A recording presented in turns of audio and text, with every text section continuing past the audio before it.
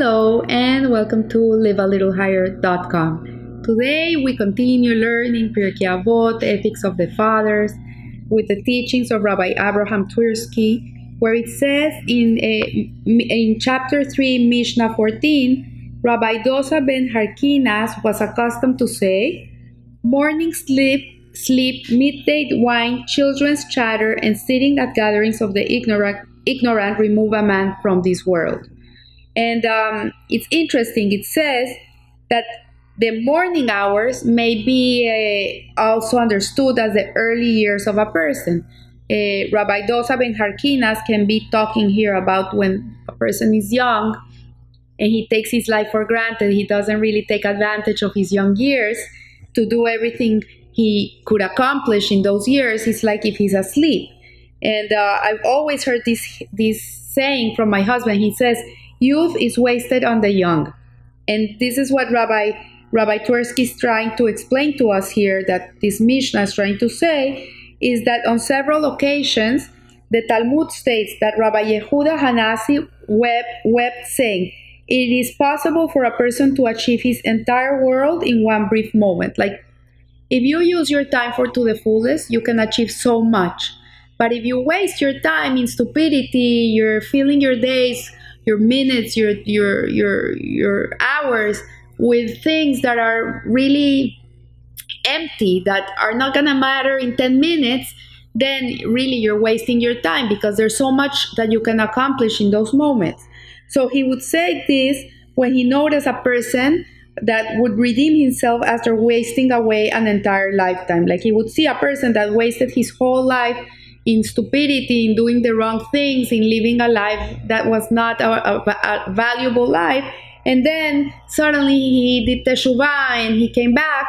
And yes, it's amazing he did teshuvah, but all those years that he wasted, that he threw away, really it's time that you can never gain back. Time is a commodity that cannot be rebought. It's not something that you go and you buy more time. You're allotted a certain amount of time in your life. Some people come to live for 100 years, others come to live for 10 years, another for 6 months, for 3 days. Like, your time in this world is very, very valuable. It's something that you're never gonna take back. It's not something you can go and pick again.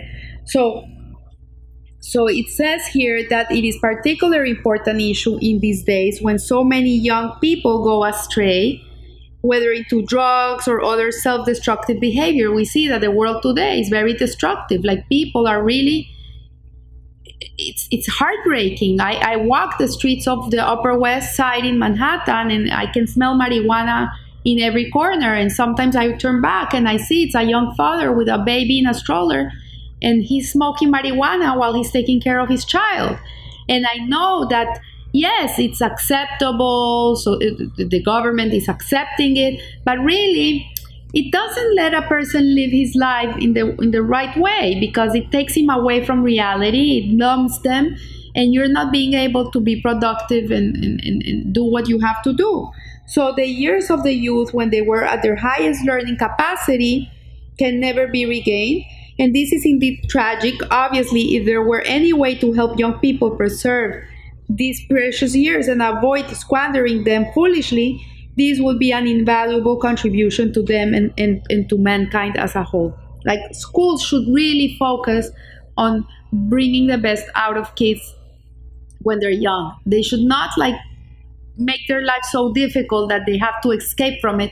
They should really bring out the best in them and bring their qualities out and allow them to really use their time of their youth in a very wise way. So children often mimic the behavior of adults, and if the value of a mature culture is defective, what can we expect of our children? We should really try very much to work on ourselves as grown-ups, to be good role models, to teach our children right from wrong, and to live like that so they can follow in our footsteps. So the term mature culture may not be accurate. Yes, there is an adult culture consisting of people from the age of 20 to 80 plus, but age does not necessarily make a person mature.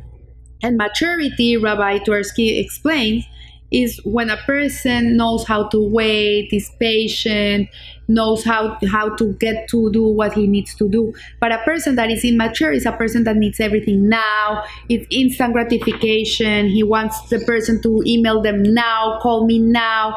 This is an immature person. He can be 80 years old and he's still immature. So it says here that the greater consideration to the appropriateness of the desires and their gratification may have negative consequences. He will forego them. So furthermore, a mature person is able to delay gratification. So we know a person is mature when he has patience, when he can wait.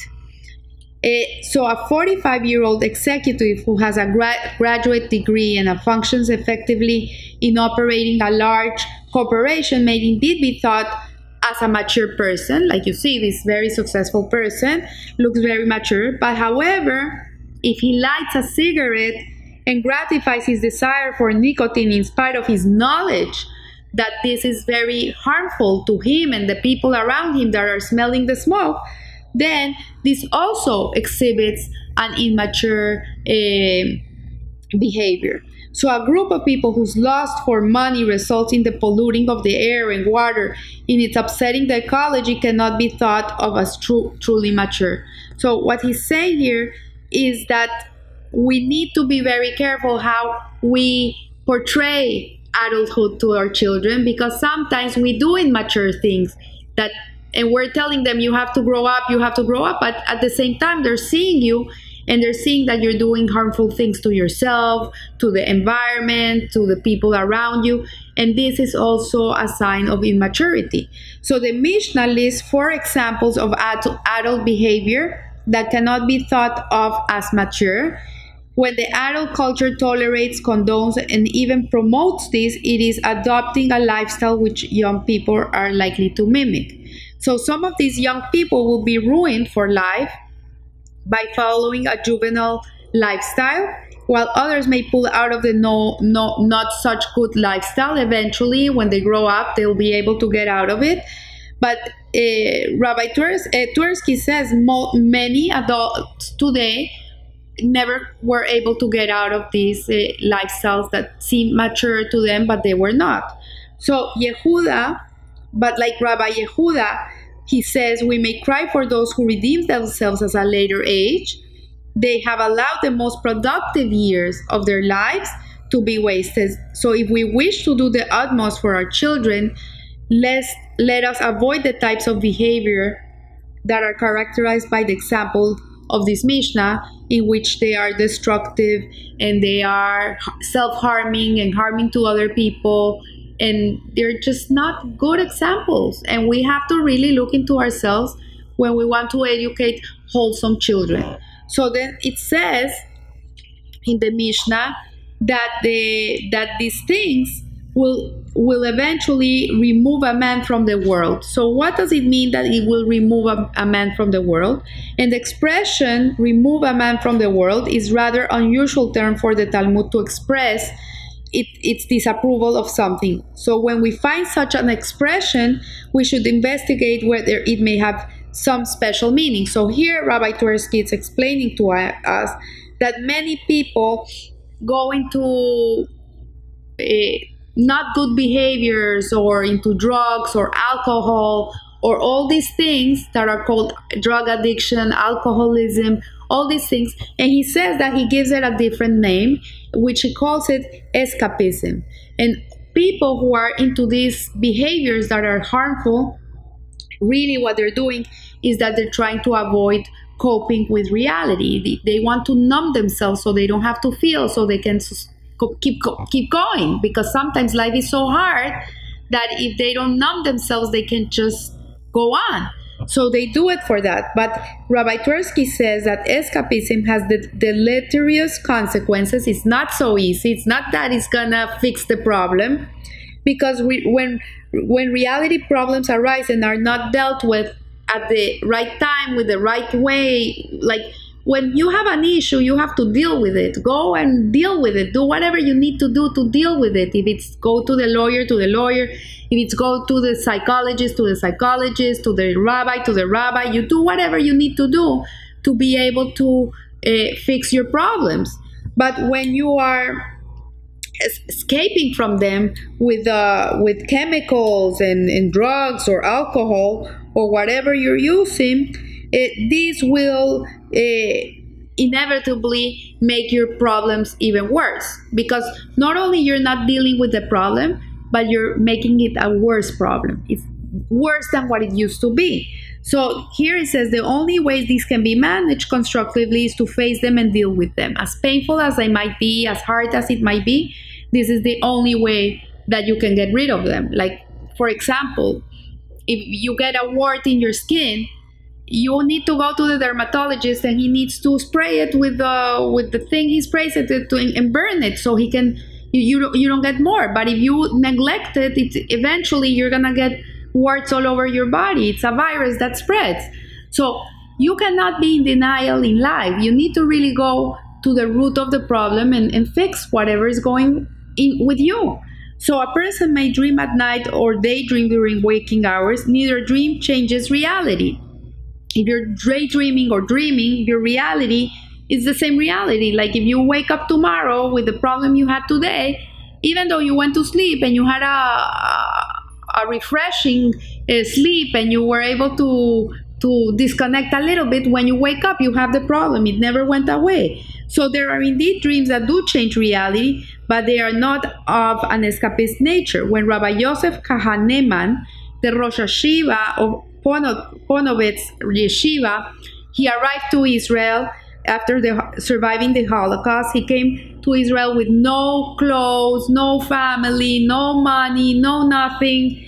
And he came to Bnei Brak and he says, I'm going to establish a yeshiva. This is a good dream, because he's dreaming of something that he wants to do, something he wants to achieve.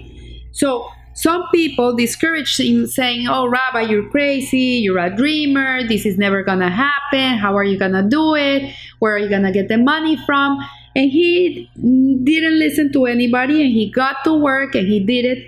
And today, this is the greatest yeshiva that there exists in our generation. So some people avoid reality simply by not arising early in the morning. They go to sleep and they stay asleep, thinking like, if I'm sleeping 2 more hours, 3 more hours, I don't have to suffer so much, I don't have to deal with it. But at the end of the day, you have to get up from bed. You cannot stay there. And other people just go to the casino, go to see the horse races, getting those games in the internet or in your iPhone, and you're consumed by all these things that really take you out from reality. But at the same time, you're not doing anything to change your reality and to fix whatever you need to fix. So he says here, Rabbi Twersky, that he was very impressed by the autobiography of Nobel Prize laureate S.Y. Agnon, who related that his father had to open his store very early in the morning, and he used to wake him earlier because he wanted to learn Torah with his son. He wanted to teach his son Torah. And the mother would always say to the father, oh no, please let the child sleep, poor kid, he's tired, he has to go to school, don't make him wake up early. And the father nevertheless said, no way, what? Do you want him to grow up to be non-Jewish? You need to teach him, he needs to learn Torah. And the father persisted, and the son would get up every morning and learn Torah. And it says that he, till the last day of his life, he was very old and he kept on learning Torah.